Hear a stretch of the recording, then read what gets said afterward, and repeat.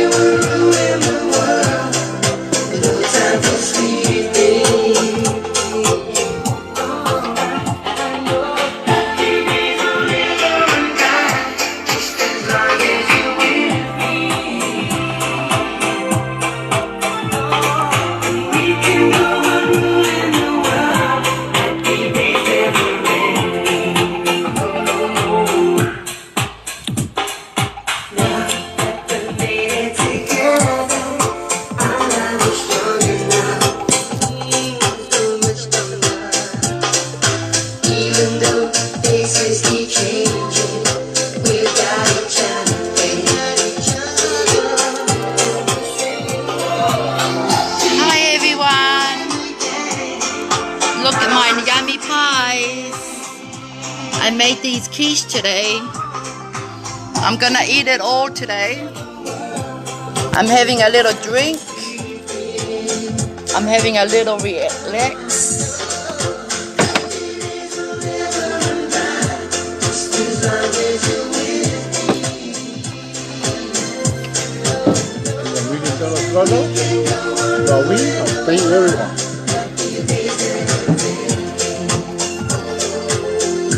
I got my lotto ticket. 30 million. Ko ku wini pe loto.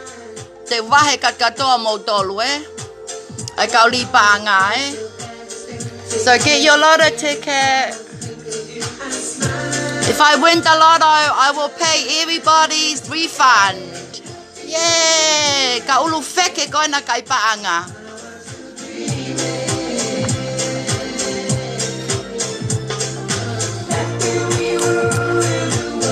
Oh yeah. Ki live pe nga nau ki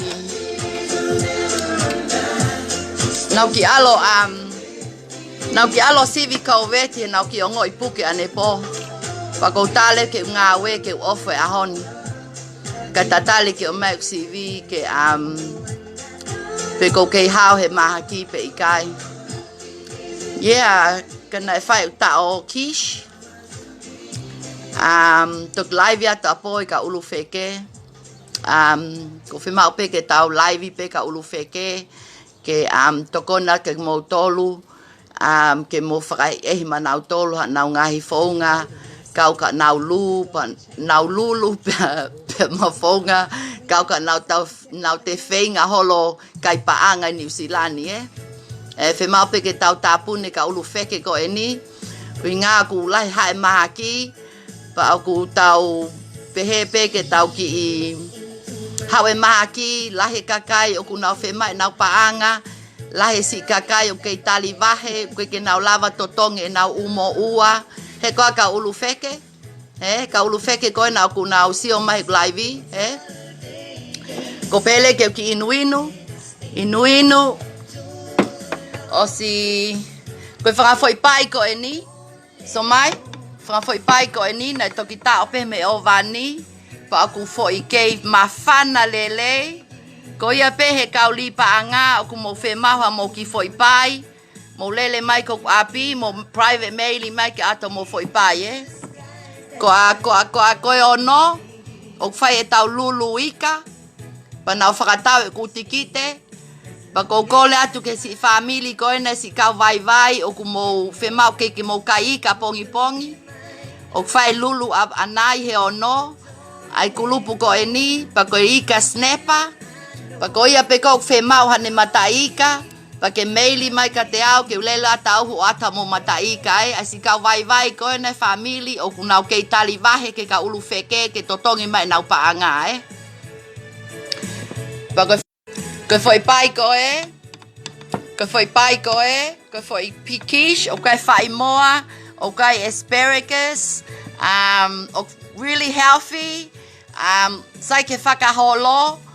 O te momo to whakatau ha mo wefu. Me ka ulu wheke ko e nā sei la peti pa mo piane mo melehea. Mo mai mo tolo ata mo whai pai. Ke mo kai mo tolu ke mo ongoi mo tolu o ku mo kei mo ui e. O te momo tolu ia o whakatau vai. So mai. Ko whai pai e taha. Got bacon and egg. Bacon and egg. It's got spinach. It's got spinach in it. Pekani. It's got spice herbs. Mai ngai mea ko ia e. Ko ia foi pai e kish.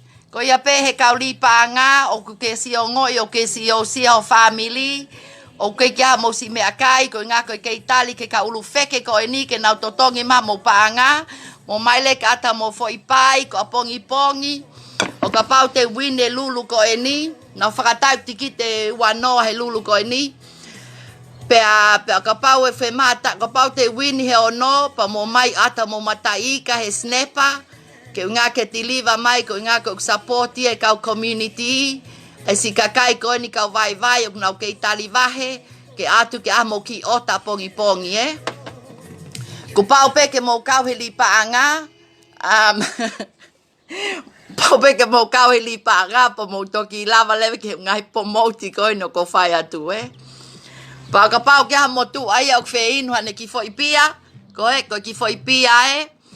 Hau lewa ke ata o ki fo ipia ko ke lele ko mo apio inu iai. Ke fia ko ia kai tatali ke o mai ka ulu wheke ko ni o mo paanga.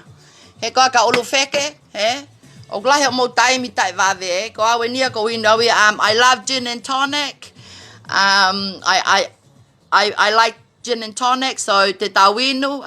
O te mo tala mo tolo ko mihi mea kona. Pa o te mo tala mo tolo o ko kona mo mea e. Ngā ko tau fia foki tau winu. Pa tau lea ke moni. Pa tau talano he totonu. Ke kai kona si o kita manu pa anga kona New Zealandi. Whakotue pere meni, o mohanga kakai e whia ngiau ko ni New Zealandi e. He? O ka whē ko mo totongi mai rifane kakai. He? Te mo totongi mai rifane kakai a whē. He? He ka ulu wheke? Ka ulu wheke kai paanga, kaka. Taki ki inu e. O te mo tolo whakatau e u protaki koe na ku tuaki mai e sei la peti mo nau tolu. He, mo ai mo tola mo ki gin and tonic. Te mo ilelea mo tolu he ine mea koe ngā maa, he. Maa pa koe kakai koe nau tuwaki u vai koe na ngai mea koe nā koe paanga. Koe kakai ulu wheke kaka. Na nau whakotue na upere meni New Zealand o ngoto ai futoko whiha nge au heni. He koa melehea. Melehea mo liwa manu, piane mawhileo, seila peti, ana whonua. Fukau kakai ulu wheke katoa ko e nā. Mo mai ko kua api ke tau ki kai pai, ka ulu wheke. Mo mai ko kua api ke tau ki kai pai. Ke tau enjoy. This is my house. I live in Blockhouse Bay. This is my view. I'm a happy girl. I like to party. I like to be happy. Fumahi nene hiva e ku stress mo ka uli paanga ko ni e. Pe toi ai foki mo te lockdown ni ia o ke ka pule anga ia pe ka fale hopo ke fai mo fa hanga au ke ka ulu feke ko ni. Ko te ngoi ape kita te frasesele kita he ka ulu feke ko ni. Ko ia mo se o mai ke fanga foi pai mafana. I love cooking. I like to host people. I made these quiche today, quiche pies today. Ko foi paie taha. That's a bacon and egg. Ya, kokola tu ka si family o si fe kai pai ha mo ki vai mo message mai ka te au ka ate foi pai ko ni ke mo si lave ai ai family ko na si ke tali vahe ko na me ka ulu feke ko na na kai na paanga he u fukulupe wo wa ko ni New Zealand he ko ya mo another thing ko kai ko na mo si ngo sia he lockdown ni ko ni mo maili mai ka ka fetutaki ke tau pule anga ke ata mo shoppingi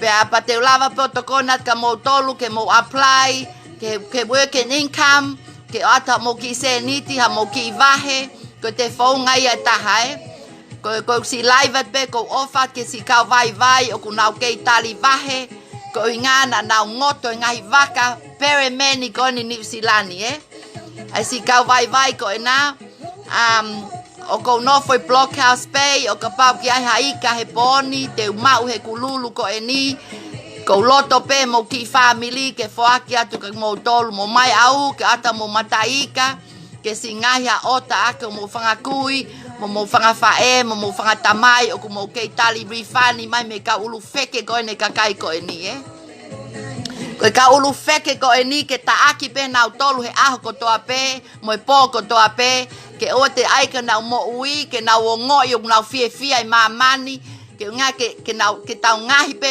na tolu taaki pe aho ko to ape na kai pa anga mo kai ha pa anga ko ia piane mafile mo mele hea mo sei la peti mo lose helu ana fonua make me sick if ukakai ko ni ke lava mohe po uli ko nga ko fukakai ko ni e nau kai pa anga mo ivi ai kakai mo share te ku live ko lupu tolo se cn ya ofa pa mo ali si havea ko na tu atu pe ku video fukau ulu feke hongo fulu kai pa anga ia ta fuka ulu feke hongo fulu kai pa anga fuka ulu feke kat katoa ko ya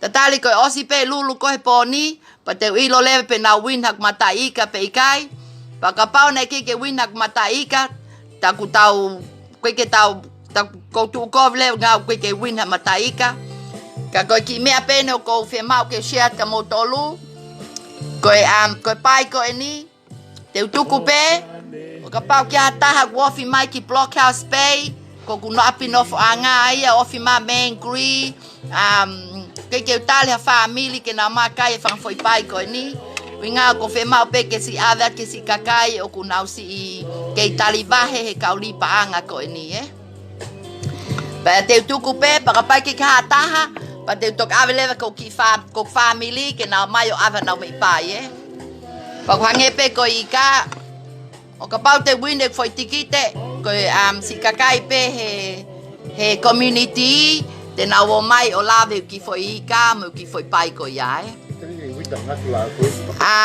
na ia ki lulu last weekend na fratau ki lulu pa na hanga ma o ngatu e ua he tola te au ano ape ko e fu ngatu la la he ua pa ko framalo ngako ngai tapo aki a oku e ko a malpe te lulu pe ngatu e ua ko ya ke winga ke ave pe ke community ke si family o kunau si ke no fotali vahe ka ulu feke ko ena malo te wika hau pe te fai ku lulu leve ngai koloa kone nai mau mai ko nga ke uhanga support te company ko nga ke taki mai kakai ke tau ka hau ke fai ku laka ke fai tau laka o tahuhu mo ka TV mo ka polisi ke nga ke fai pule anga hanau whakahu ke kakai ko e ni ke ave nau tol ki fale hopo ospe ko ia para pau ku nau halaia ave le ki fale prison ko ia ko tau fonga alu he tau lao ko fe mau ke mo mai ke tau laka fia to ma mo fanga fu saini mo fanga fu ulu feke ke mo mai leva laka mo ia pa mo tala leva ki mamani pe ko fiha na nau o nat ka mo tolu no fo ko hena mele hea te ulaka mo fu ulu feke akoe mo mali he misea liwa manu no fo mo ko hena te ulaka mo fu ulu feke liwa manu mo mele hea mo nau tolu ko Wakai ko lockdown ni si lai ka kai si ta mai o fe mai na rifani ka ulu feke kai paanga. Mo mai ko apino fanga ka ulu feke ke tau ki inuinu ha tau ki me ikava ke tau ki talanoa tau ki talanoa ko inga pe ko hame na mo kaya ive. That other music I ka ulu te ta te ki foi fasi ni ke na e ki foi fasi na fe mau ke ta mai ka ka ke tamai ho au ke mai foi fasi ta mai ki foi fasi ko na ka ulu a ha ko ka polisi tau ki foi fasi oh io ke mai foi fasi ko ya pe ta mai pe foi fasi pe whatever ko ga ta fe mane foi fasi ke tata mo foi fasi ke requesta ta mo foi fasi me ki requesta ke tau ki tata fasi o fe kai foi pai ko pepe nam lele smells nice ko pepe ke tuku pe ke anka family no si fe mai foi pai taha pe amo foi pai taha ke mo mai ave atue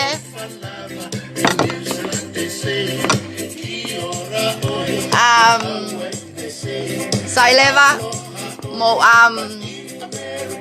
ko yo no pe fai tau luluika pe te tok live tu pe talatu ai foi ka na mau he lulu ko eni pa mo lele mai leva ki bloke aspe a pompong au o ata mo foi ka snepa ke mo kai e ka ulu ai ka o si ka kai ko na si ke no fotali ba he ka goni nos alo ai foi tikite loto ko lotu pe ke hange o tua o mai futolu miliona ko eni ke mau ke nga ke lava vahe aki ai ka ulipa anga ko toa pe e community na ngoto fu platform mo system loi ko eni na hange fu ka ulu feke ko no fotu New Zealand pa mo mamani fu ka hange ko fu kulupu ko na tongi tupe fu kulupu ko na tongi tupe ko fu fifine ko na ko tilila ulu feke moia ko feia ko tilila fu ulu feke ko koe mo tomasi ofanoa pe mo ofa sia sao ana fonua ko fale ako pepa ko ka ulu feke ya atilila ko na mi americana na ngano fotu fu platform ko na ko tongi tupe ko feia fu ulu feke ko na ko tilila i america fai mo fakahu FBI ki pulianga fai mo fakahu ki FBI ki pulianga pakapau ikai tilila puna mai ki New Zealand ki hau ko fe taulaki moau ke taki hopo tai New Zealand he ka tilila ulu feke ia ta kai paanga kai paanga set up a system loi fu ulu feke ko na ko tilila mo ne fu ka nga we ko ofa sia sa mo to máximo na tolu fu ka kai ulu feke kai paanga